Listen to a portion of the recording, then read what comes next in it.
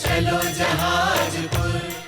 छह डाला में एक लाइन आई है, नगर नारी को प्यार। हालांकि इस विषय पर चर्चा करना थोड़ा अच्छा नहीं लगता, लेकिन वर्तमान में इस पर चर्चा करना भी ज़रूरी है। नगर नारी को प्यार। नगर नारी, पूरे नगर की नारी, किसी एक की पत्नी नहीं है, किसी एक की बहू नहीं है, किसी एक की माँ नहीं है। नगर नारी, पूरे नगर की नारी। इसे नगर नागरी शब्द से प्रयोग किया गया है। वैसे भाषा में कहें तो क्या कहेंगे, हैं, नगर वधू भी कह सकते हैं। और वो शब्द बोलना कुछ ठीक, वो वेश्यागमन आता है ना, 7 व्यसनों में वेश्यागमन, इन्हीं के लिए प्रयोग किया गया है ना। नारी के कई रूप हैं, माँ भी है, बहन भी है, बेटी भी है और पत्नी भी है। ये इसके प्रमुख पवित्र रूप हैं। कौन से? माँ, बहन, बेटी और पत्नी। ये पवित्र रूप है और इन पवित्र रूपों को हर कोई देखना पसंद करता है। कौन चाहता है कि मेरे घर की नारी इससे अलग कुछ बने? और भारत में तो शील की पवित्रता सबसे बड़ी पवित्रता मानी गई है। यानी कि सीता, मैना सुंदरी, अंजना, सोमा, इनको क्यों याद करते हैं? अरे बोलिए ना, क्यों याद करते हैं? सीता के सामने क्या संकट नहीं आए हैं? आजकल के लोगों को पैसा बहुत पसंद है। जो पैसे वाली लड़की है या लड़का है, चारों उसके तरफ घूमते हैं सब लोग, हैं। और रावण के यहाँ क्या पैसे की कमी थी? राम तो जंगल में रहते थे और रावण के पास में अथाह धन था। अथाह, जिसकी कोई था नहीं थी, अथाह धन था। उसके बाद भी सीता उसके धन के प्रति आकर्षित नहीं हुई। मुझे सोने की लंका नहीं चाहिए, मुझे सोने के महल नहीं चाहिए, मुझे सोने का भंडार नहीं चाहिए, मेरे तो केवल राम ही हैं। इसके सिवा स्वप्न में भी मैं किसी और का स्मरण नहीं करूँगी, चाहे वो जंगल में रहे और चाहे वो महलों में रहे। पैसे से प्रयोजन नहीं है। और वर्तमान में, अरे बोलिए ना, पैसे से प्रयोजन है। जिसके पास पैसा है उसकी शादी भी जल्दी हो जाएगी, रिश्ते भी आ जाएंगे, बाहर के और भी उसके प्रति आकर्षित हो जाएंगे। और पैसा नहीं है तो कोई पूछने वाला नहीं है। जबकि हमारे यहाँ चाहे हिंदू परंपरा हो चाहे जैन परंपरा हो, हमारे यहाँ पत्नी धर्म बताया है। क्या कहा है? पत्नी धर्म। पत्नी के साथ में धर्म शब्द जोड़ा गया है। अब पत्नी धर्म को धर्म पत्नी कह दो, क्या कहते हैं? धर्म भी है और पत्नी भी है, संसार के भोग भी हैं और धर्म भी है, लेकिन सीमा में, कंट्रोल में। उसका मन अपना जो है वो एक जगह है, 10 जगह नहीं भटक रहा है। तो पत्नी धर्म, धर्म पत्नी। क्या कहा है? धर्म पत्नी। धर्म पत्नी किसको, किसे कहते हैं? जो स्वयं धर्म के मार्ग पर चले और अपने पति को धर्म के मार्ग पर चलाए, उसे कहते हैं धर्म पत्नी।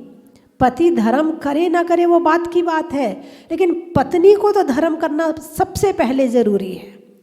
जैसे कि आपने वो पुरानी चक्की देखी है, हाथ वाली, है ना, बीच में एक कील होती है और फिर ऊपर वाले पार्ट का हिस्सा उसमें लगा हुआ होता, वो हिस्सा घूमता रहता है और नीचे वाला पार्ट उस हिस्से से जुड़ा हुआ रहता है और वो नहीं घूमता है। वो नहीं घूमता है, बाकी पूरा ऊपर का पार्ट घूमता है। ऐसे ही जो है पत्नी, नारी, बेटी, महिला, ये जो है ये धुरी है, धुरी। इनके आसपास पूरे परिवार का वातावरण घूमता है। यदि घर की पत्नी धर्मात्मा है तो पूरे घर में धर्म रहेगा, और पत्नी धर्मात्मा नहीं है तो घर में धर्म रहेगा ही नहीं। और पत्नी के धर्म से, पत्नी के पुण्य से गृहस्थी भी अच्छे से चलती है, और पत्नी के पुण्य से दुकान भी अच्छे से चलती है। क्योंकि जब धर्मात्मा पत्नी होगी तो क्या होगा? खुश रहेगी, प्रसन्न रहेगी, क्रोध नहीं करेगी, कलेश नहीं करेगी, जवाब नहीं देगी, बढ़ चढ़ के ऐसे काम नहीं करेगी जिससे लड़ाई हो है, और धर्म की क्रिया करेगी, पूजा करेगी, पाठ करेगी, तो घर में वातावरण अच्छा रहेगा। और जब घर का वातावरण अच्छा रहेगा तो पति जब दुकान जाएगा तो अच्छे मूड में जाएगा, और जब अच्छे मूड में दुकान जाएगा तो दुकान भी अच्छे से चलाएगा, और जब दुकान अच्छे से चलेगी तो फिर पैसा भी अच्छा आएगा, और पैसा अच्छा आएगा तो घर भी बहुत अच्छे से चलेगा। तो शुरुआत कहाँ से हुई? धर्म पत्नी से। अब वो सुबह से कलेश करने बैठ गई, दुकान जाने का समय और उसका कलेश शुरू। अब वो कलेश करके उसे दुकान भेजती है, दिन भर उसका मन भी दुकान में नहीं लगता है। इधर ये कलेश करके यहाँ रहती है तो इसकी गृहस्थी भी अच्छे से नहीं चलती है ना। तो जो धर्मात्मा पत्नी होती है तो वो स्वयं भी शांत रहती है और अपने घर वालों को भी शांत रहने की प्रेरणा करती है, घर वालों को भी शांत रखने का प्रयास करती है, और धर्म सब में डालने, जैसे भोजन कराती है ना, तो भोजन के साथ साथ संस्कार देती है। अकेले पत्नी जो है, माँ जो है, भोजन नहीं कराती, भोजन के साथ साथ संस्कार देती है। जैसे बच्चे भोजन करने बैठे और माँ स्वाध्याय करके आई, और बच्चे भोजन कर रहे हैं, बच्चे कुछ काम तो नहीं कर रहे ना। अब पत्नी जो माँ है वो शुरू हो गई, बेटा आज मैंने प्रद्युम्न चरित्र में ये कहानी पढ़ के आई हूँ, इस कहानी में ऐसा था, ऐसा था, ऐसा था। लो, भोजन तो खिलाया, भोजन के साथ में संस्कार भी दे दिए।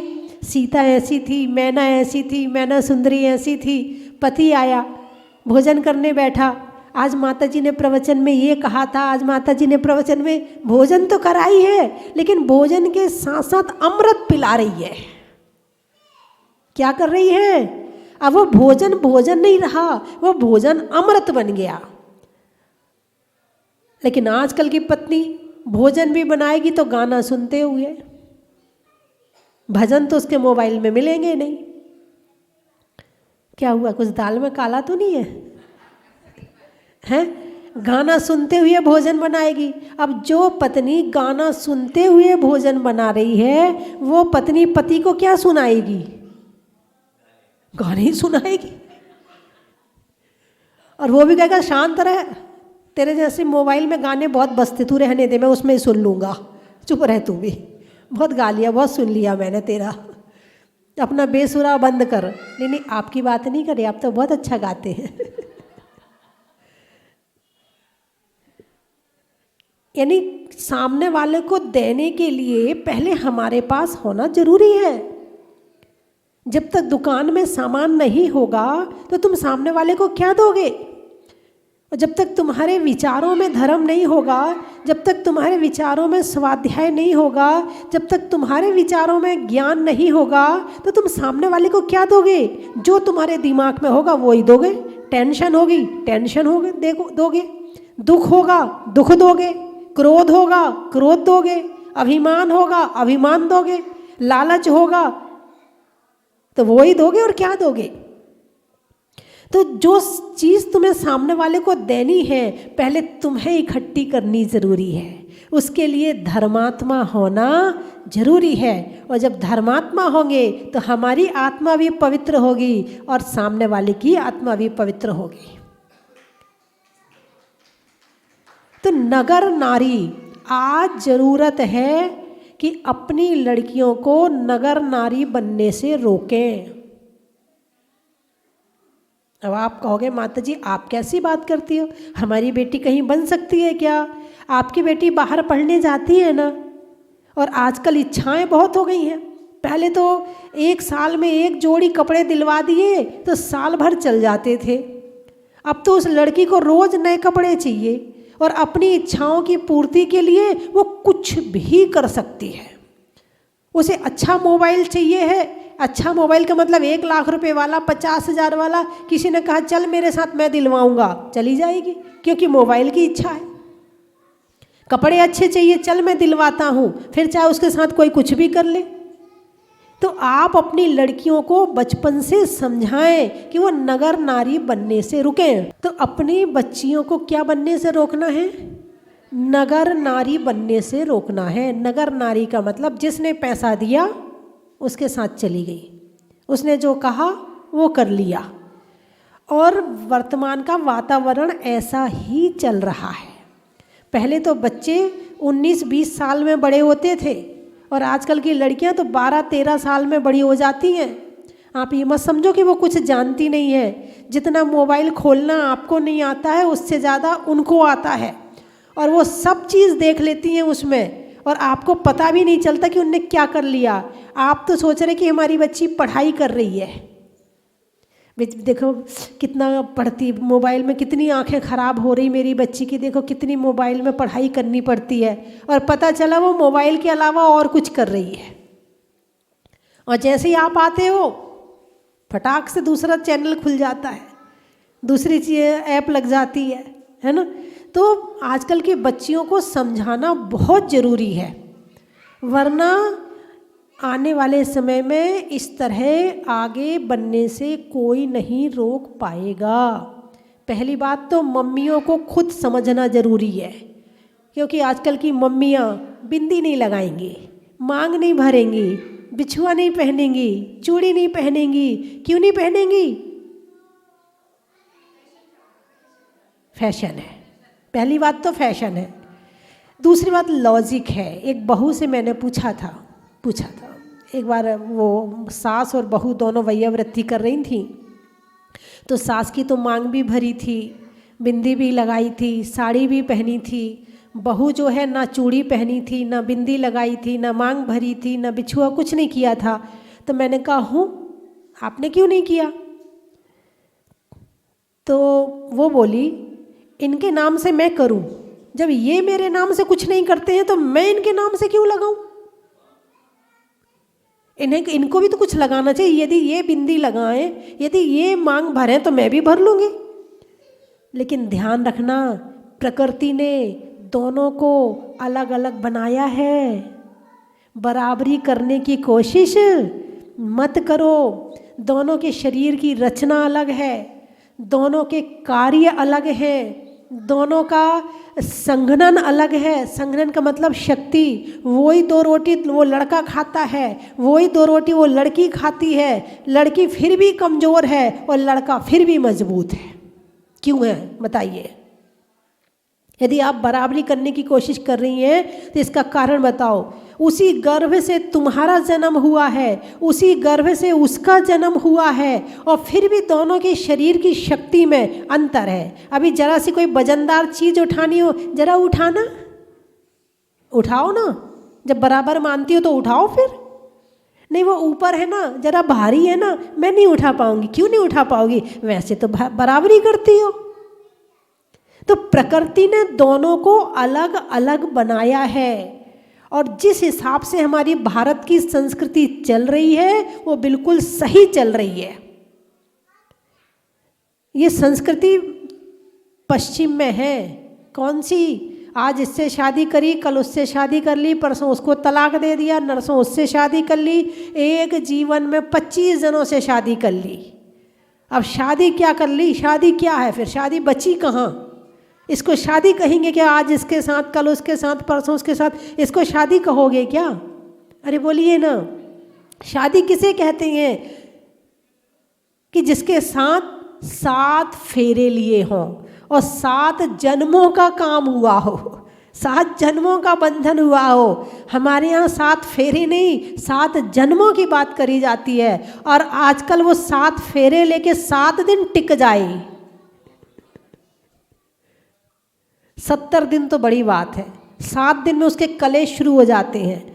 और इसका सबसे बड़ा कारण है उसकी इच्छाएं, उसकी आकांक्षाएं। पहले से उसके सपने बहुत बड़े बड़े होते हैं, शादी होगी तो वहाँ घूमने जाएंगे, ऐसे कपड़े पहनेंगे, ऐसा ये करेंगे, वैसा। अब नहीं है भैया उसकी सामर्थ्य इतनी, नहीं है उसके पास इतना पैसे कि वो ले जा सके, और नहीं है तो तू तो बेकार है। इससे अच्छे तो मेरी सहेली, वो देखो कहाँ घूमने गई है। इससे अच्छे तो उसके पति देखो उसको क्या गिफ्ट ला कर देते हैं। तो ये सारी चीज़ें वर्तमान समय में इंसान के जीवन को बहुत खराब कर रही हैं, बहुत खराब कर रही हैं। तो अपने बच्चों को, अपनी लड़कियों को घोंट घोंट के पिलाना ज़रूरी है, क्योंकि आजकल ये बच्चे टीवी से संस्कारित हो रहे हैं। आजकल ये बच्चे मोबाइल से संस्कारित हो रहे हैं। जो तुम सिखाते हो ये वो नहीं सीखते हैं, जो मोबाइल और टीवी सिखाती है ये वो सीखते हैं। और यदि इन्हें समय रहते संस्कार नहीं दिए गए तो एक समय के बाद इन बच्चों को दुखी होना पड़ेगा, बीमार होना पड़ेगा और परेशान होना पड़ेगा, और यहाँ तक कि आत्महत्या कर लें वो भी कोई बड़ी बात नहीं है। इसलिए बच्चों को बचपन से संकल्प दिलवाओ सप्त व्यसन के, कि सप्त व्यसन त्याग करना है। अष्टमूल गुण का नियम दिलवाओ, उन्हें स्वाध्याय करवाओ। ठीक है बच्चे स्कूल जाते हैं, ये आजकल हर माँ का बहाना, वो ना सुबह स्कूल चला जाता है ना इसलिए नहीं कर पाते हैं, वो ना पढ़ाई ट्यूशन जाता है ना इसलिए नहीं कर पाते हैं। ये पढ़ाई और ट्यूशन बर्बाद कर देगी तुम्हारे बच्चे को। जैसे मोबाइल चार्ज किया जाता, कितनी देर चार्ज होता है? 1 घंटा, 2 घंटा, ठीक है। और चलता कितने समय है? 8-10 घंटे तो चली जाता है ना, 15 घंटे चली जाता है ना। अच्छा, ऐसे ही धर्म के संस्कार आपने दिए तो ये संस्कार उसके जिंदगी भर चल जाएंगे। और यदि आपने अभी छोटा है, अभी तो मेरी बच्ची है, अभी तो छोटी है, अभी इसकी उम्र क्या है, अभी तो खानी खेलने की उम्र है, अभी से क्या धर्म कराना, बस गई हाथ से। फिर रोते रहना, फिर आना माता जी महाराज के पास रोते रोते, वो मेरी बात नहीं मानती है, वो जिद करती है, वो मेरे से वो ये नहीं मान रही है, फिर रोते रोते आ जाना। फिर हम भी कुछ नहीं कर पाएंगे। फिर वो जब तुम्हारी नहीं मानेगी तो वो हमारी भी मानने वाली नहीं है। यदि अपने बच्चों को, अपनी लड़कियों को नगर नारी बनने से रोकना है तो उसे सबसे पहले मोबाइल से दूर करो। लेकिन वर्तमान समय ऐसा, तुम अच्छी मम्मी नहीं हो, तुम मुझे मोबाइल नहीं दिलवाती हो, तुम अच्छे पापा नहीं हो, तुम मुझे मोबाइल नहीं दिलवाते हो। तो अच्छे मम्मी पापा किससे होते? मोबाइल दिलवाने से। उन्हें इतनी समझ नहीं है बच्चों को कि अच्छे मम्मी पापा होते कैसे हैं, और उनके यही अज्ञानता उनके लिए दुख का कारण बन जाएगी, परेशानी का कारण बनेगी। और अकेले बच्चों के लिए नहीं, जब बच्चे परेशान होंगे तो क्या माता पिता परेशान नहीं होंगे? अरे बोलिए ना, है ना। और जो बच्चे यहाँ रहकर गलती करते हैं फिर उनकी शादी कर दो तो फिर ये गलती उनकी ससुराल तक पहुँचती है, तो फिर ससुराल वाले परेशान होते हैं। तो एक छोटी सी गलती उसकी सारी जिंदगी को ख़त्म कर देती है। इसलिए यदि समय रहते उस गलती से बच्चों को बचाया जाए तो आगे का भविष्य उनका सुखद होगा, वरना उनका भविष्य दुखद हो जाएगा। आजकल मम्मियाँ भी बहुत लापरवाह है, बहुत लापरवाह। क्या सब बच्चे तो कर रहे हैं, मेरी बेटी अकेली थोड़ी कर रही, सारी बच्चियाँ तो कर रही हैं, ये कह करके बच्चों को संस्कार नहीं देती हैं। और बच्चे भी ऐसे होते, मम्मी रहने दो ना, हम अकेले थोड़ी कर रहे, हमारी सब सहेलियां जा रही हैं, हमारी सब सहेलियां पार्टी में जा रही हैं, हमारी सब सहेलियां ऐसा कर रही हैं। और बच्चे भी मम्मी को बहला देते हैं और उनकी बात नहीं मानते हैं। अनुशासन कठोर चाहिए, कठोर अनुशासन की ज़रूरत है। और यदि अभी नहीं किया तो आने वाले समय में फिर ये बच्चे स्वयं दुखी रहेंगे, और जब ये दुखी रहेंगे तो तुम दुखी रहोगे। और अभी आप पढ़ाई करवा रहे हैं उस छोटे से बच्चे को, और 2.5 साल के बच्चे को बिठाते मार मार के पढ़ पढ़ पढ़, वो 2.5 साल के बच्चे को इतना मारते हो और खूब पढ़ाई करवाते हो, जबकि बताया है कि 5 वर्ष तक लाड़, क्या उसको कोई टेंशन नहीं होनी चाहिए, उसके दिमाग में कोई तनाव नहीं होना चाहिए, उसके दिमाग में कोई किसी तरह की क्लेश नहीं होना चाहिए बच्चों के दिमाग में, क्योंकि बढ़ता हुआ शरीर है, दिमाग की नसें बढ़ रही हैं इस समय पर, और इस समय बढ़ती हुई नसों में यदि तनाव आ गया तो उनमें कमजोरी आ जाएगी। तो आजकल के बच्चों में जितनी ज़्यादा पढ़ाई का ये क्रेज़ आ रहा है ना, ये 12वीं पढ़ के या कॉलेज पढ़ने के बाद में इनके दिमाग में डिप्रेशन की शिकायत उतनी ही जल्दी हो जाएगी। और बचपन में जो मजबूत रहेंगे फिर वो बड़े होके झेल लेंगे। भाई आजकल जितनी सासुएं हैं, क्या उनके पास दुख नहीं है? जितने ससुर हैं, क्या उनके पास दुख नहीं है? लेकिन उन्हें तो डिप्रेशन नहीं होता, और ये आजकल के छोटे छोटे बच्चों को डिप्रेशन हो जाता। कारण क्या है? उनका शरीर मजबूत है, झेलने की क्षमता रखता है, और इनमें झेलने की क्षमता तो पैदा नहीं हुई, पहले टेंशन आ गई। और बच्चे जो हैं पढ़ाई कर रहे हैं, अब बच्चे पढ़ाई करके उठते, लाओ मम्मी तुम्हारा मोबाइल, मैंने 2 घंटे पढ़ लिया, अब मैंने 1 घंटा पढ़ लिया, अब मोबाइल लाओ। अब बच्चे के दिमाग को रेस्ट चाहिए। अब मोबाइल क्या बिना दिमाग के चलाया जाएगा? अरे बोलिए ना, मोबाइल क्या बिना दिमाग के चलाया जाएगा? उसमें पहले पढ़ाई में दिमाग लगा, अब मोबाइल में दिमाग लग रहा है। तो बच्चों के लिए तो जो मैदान वाले खेल होते हैं, दौड़ने वाले, ये वाले खेल होने चाहिए। उनसे उनका दिमाग भी मजबूत होता है और शरीर भी मजबूत होता है। और आप सोच रही होगी, माता जी ये सब बातें क्यों कर रही हैं? ये धर्म के लिए थोड़ी ज़रूरी हैं। लेकिन जो बच्चे धर्मात्मा नहीं होंगे तो जैन धर्म आगे कैसे चलेगा? इन तीर्थों की रक्षा कौन करेगा? इन मंदिरों की रक्षा कौन करेगा? उसके लिए हमारी पीढ़ी की ज़रूरत है। और यदि ये खुश रहेगी, ये प्रसन्न रहेगी, ये सुखी रहेगी, तो ये धर्म भी करेगी और रक्षा भी करेगी। और ये बीमार हो जाएगी तो कौन रक्षा करेगा? ना वो परिवार की रक्षा कर पाएगा, ना वो खुद की रक्षा कर पाएगा, और ना वो धर्म की रक्षा कर पाएगा। इसलिए ज़रूरी है इन सब चर्चाओं की कि बच्चों को ये सारी बातें बताई जाएं। तो यहाँ तो हालांकि पंडित दौलत राम जी ने नगर नारी का उदाहरण इसलिए लिया है कि जैसे नगर नारी यानी वेश्या जो होती है वो किसी एक व्यक्ति से प्रेम नहीं करती है। उसे पता है कि मैं आज इसे प्रेम कर रही हूँ, सुबह चला जाएगा, पता नहीं कभी दोबारा आए कि ना आए। यानी उसका प्रेम झूठा प्रेम होता है। काम किसका कर रही है? प्रेम का। काम किसका कर रही है? प्रेम का। प्रेम कर रही है क्या? नहीं कर रही है ना? तो नगर नारी का जैसा प्रेम होता है, ऐसे सम्यक दृष्टि जीव इस संसार में रहता है, प्रेम दिखाता भी है मगर करता नहीं है। इस सम्यक दृष्टि का उदाहरण है ना? इसीलिए यहाँ पर ये चर्चा आई है। तो अपने अपने बच्चों पर ध्यान दें और ये मत समझें कि केवल स्कूल पढ़ना ज़रूरी है। आपने स्कूल पढ़ाया, क्यों पढ़ाया भाई स्कूल में? ताकि वो अच्छा इंजीनियर बन जाए, अच्छा डॉक्टर बन जाए, अच्छा और क्या बनते हैं, सीए बन जाए और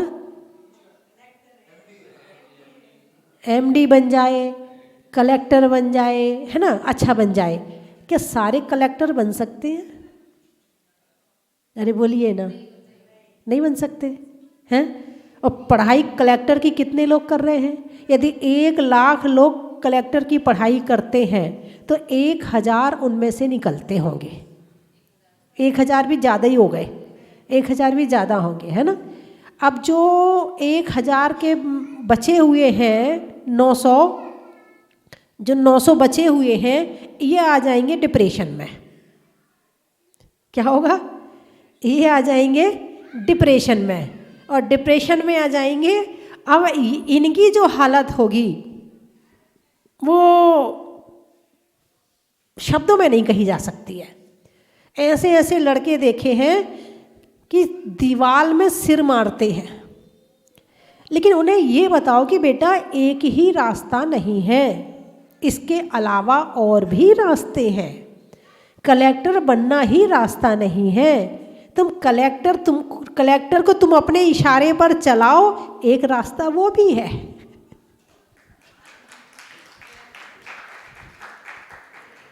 और जिसकी जैसी सोच होगी वो वैसा निकल जाता है ना। एक कलेक्टर किसके इशारे पर चलता है आप समझ गए होंगे, नेताओं के इशारे पर चलता। और नेता कितने पढ़े लिखे हैं।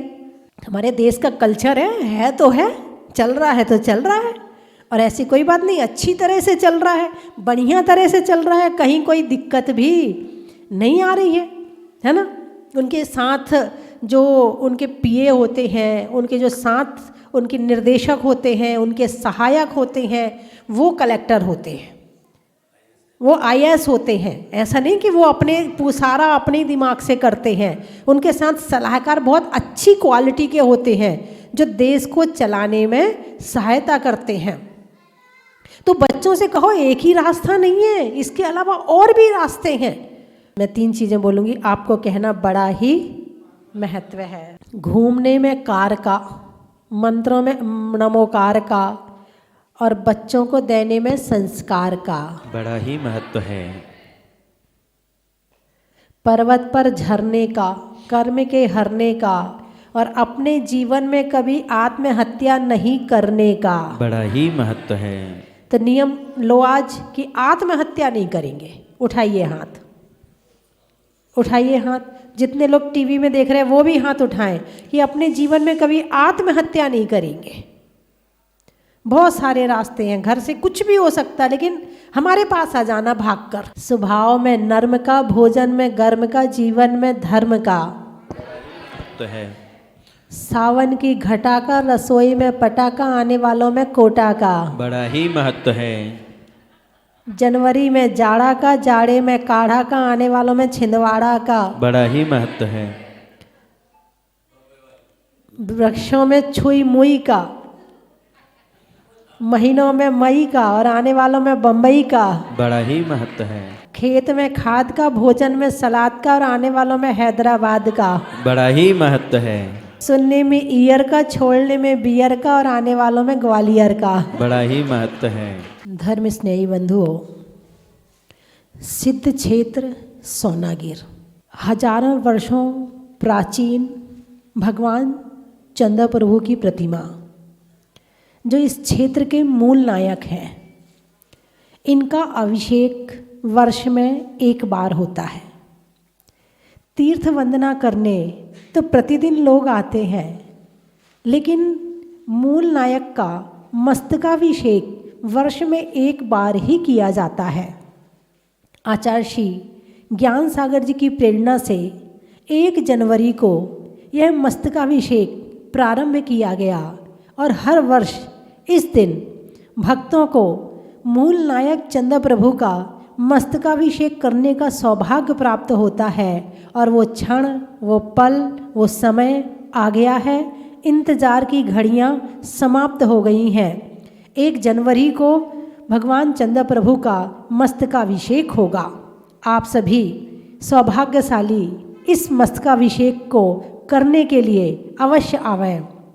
एवं रात्रि कार्यक्रम भजन संध्या, जो कि भक्तों की भावनाओं के हिसाब से रखी गई है, और उसमें भी बहन खुशबू को बुलाया गया है, जो कि हमारे ही जैन समाज की एक बेटी है और बहुत अच्छे सुर में भजन गाती है। तो उसके भजन सुनने का सौभाग्य प्राप्त होगा। एवं भगवान चंद्र प्रभु की भक्ति से प्रेरित होकर मैंने एक 48 छंद का चंद्र प्रभु बृहत स्तोत्र लिखा है, उसका पाठ भी उस रात वहाँ पर किया जाएगा। तो इन सब शुभ कार्यों के लिए आप सभी सोनागिर में आए। बोलिए 24 भगवान की। हमने चतुर्मास में माता जी से क्या पाया और कैसे माता जी हैं, वो शब्द मैं आपके बीच में दे रहा हूं। जिनके तन मन में चंदन की है सुगंध, जिनके तन मन में चंदन की है सुगंध, संयम की सुगंध, ऐसे गुरु माँ के चरणों में शत शत नमन, शत शत नमन।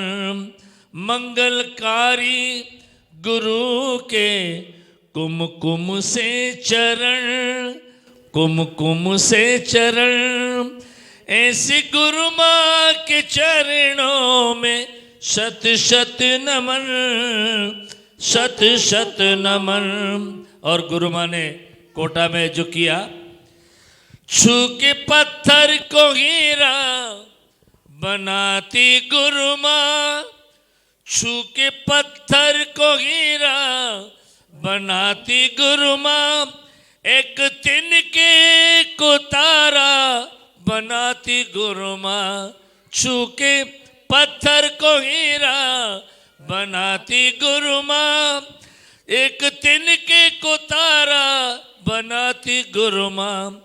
गुरु चरणों में, गुरु चरणों में बनता है लोहा कुंदन, गुरु चरणों में बनता है लोहा कुंदन।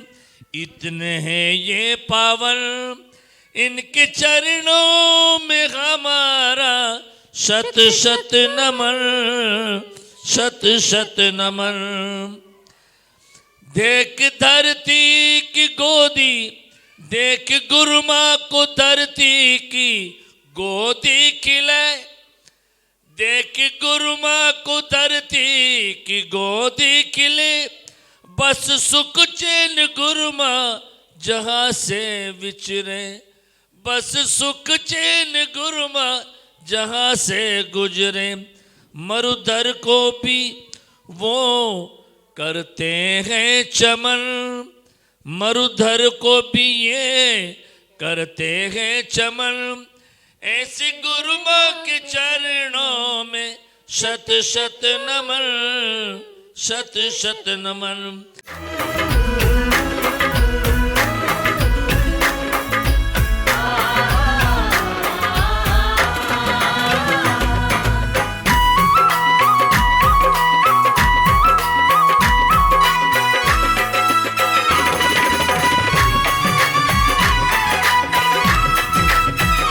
बाबा की मेहरबानी है, सब कुछ घर में अच्छा चलता है और काफ़ी समृद्धि मिलती है और भगवान की कृपा हमेशा बनी रहती। यहाँ का वातावरण बहुत अच्छा है, यहाँ की व्यवस्था अच्छी है और यहाँ के काफ़ी सुकून मिलता है। 2 बार जब नीचे जो प्रतिमा थी जब भी आए थे और अभी 2 बार इधर आ गए हैं। हमारे को यहाँ की व्यवस्था इतनी अच्छी लगी कि कोई भी दिक्कत नहीं और कमरे इतने सुंदर बनाए हैं कि कमरों को देख के मतलब एकदम तबीयत खुश हो गई। अभी तक हम जितने भी तीर्थों पे गए हैं और हम तीर्थों पे जाके देखते हैं, वहाँ पर भी व्यवस्था अच्छी होती है, लेकिन यहाँ पर तो बहुत ही अच्छी व्यवस्था है, किसी चीज़ की कमी नहीं और इतनी साफ़ सफाई कहीं पर भी नहीं देखी है। जिस हिसाब से यहाँ पर मंदिर बनाया है, मंदिर मतलब देखने लायक ही है। आप जितने भी सुन रहे हैं सभी एक बार दर्शन जरूर करें यहाँ पर आके आप भगवान मुनि सोमनाथ की प्रतिमा को देखते ही आपको एकदम ऐसा प्रभाव होगा। यहाँ पर इतनी पॉजिटिविटी है कि कहीं पर भी हमारे को दिखाई नहीं देती। स्वस्ति धाम प्यारा प्यारा स्वस्ति धाम, सबसे न्यारा स्वस्ति धाम, सबसे प्यारा स्वस्ति धाम। आओ रे आओ रे आओ आओ स्वस्ति धाम। बंधुओं, वर्ष 2023 के अंतिम दिन चल रहे हैं। मैं आपको आने वाली 31 दिसंबर 2023 को सादर आमंत्रित करता हूं। आप आए और वर्ष 2023 को अलविदा करें जहाजपुर वाले बड़े बाबा भूगर्भ से प्रकटित मुनीश्वरनाथ भगवान के पावन चरणों में भक्ति करके। उस दिन शाम को 7 बजे से बड़े बाबा की महाआरती, भक्तामर पाठ, रिद्धि मंत्रों के साथ में और भव्य भजन संध्या होगी और रात को ठीक 12 बजे नववर्ष 2024 का आगाज करेंगे बड़े बाबा की 108 दीपकू से महाआरती के साथ में। बंधुओं, जब आगाज अच्छा होता है तो अंजाम अच्छा होता है। वर्ष 2024 का पहला दिन 1 जनवरी 2024 को सोमवार को सुबह बड़े बाबा का 1008 कलश से महामस्तकाभिषेक विशेष रिद्धि मंत्रों के साथ में होगा। मैं तो चाहता हूं आप यहां पधारें और मनुष्यनाथ भगवान का अभिषेक करें, शांति धारा करें और नववर्ष का आगाज करें। यदि आप नहीं आ सकते हैं तो उस दिन जो शांति धारा होगी, विशेष शांति धारा अपने परिवार की ओर से करवा सकते हैं, जिसकी न्यौछावर राशि मात्र 5100 रुपए है। आप अपनी सूचना स्वस्ति धाम पर दे सकते हैं। धन्यवाद। कंचन की थाल को सजाओ रे आज, रत्नों की थाल को भर लाओ रे आज। आओ आओ करे रे गुणगान आरती भगवन की।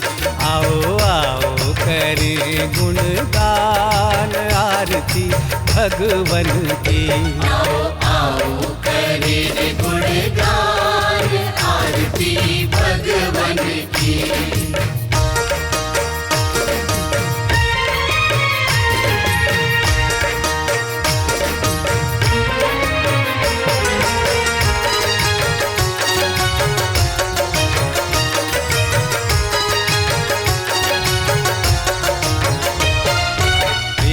सुमित्र के राज दुलारे, माँ पद्मा जी के नैनों के तारे। पिता सुमित्र के राज दुलारे, माँ पद्मा जी के नैनों के तारे। राजगृही में जन्म लियो आप, राजगृही में जन्म लियो आप। आओ आओ मनाए खुशी आज आरती भगवन की। आओ आओ करें गुणगान आरती भगवन की। अपने इस मानव भव को सफल बनाने का आपके जीवन में आया है अभूतपूर्व अवसर। स्वस्ति धाम प्रणेत्री परम विदुषी लेखिका भारत गौरव आर्यका श्री स्वस्ति भूषण माता जी की पावन प्रेरणा एवं मंगल आशीर्वाद से मध्य प्रदेश की धन्य धरा पर स्थित सिद्ध क्षेत्र सोनागिर के पवित्र पर्वत पर बन रहा है भव्याति भव्य सहस्त्रकूट जिनालय। आप अपने व अपनों के नाम से एक प्रतिमा अथवा एक से अधिक प्रतिमाएं विराजमान कर सहस्त्र पुण्य के भागीदार बने। एक प्रतिमा की न्यौछावर राशि 1,11,000 रुपए मात्र। अपनी स्वीकृति प्रदान करने हेतु दिए गए नंबरों पर शीघ्र संपर्क करें।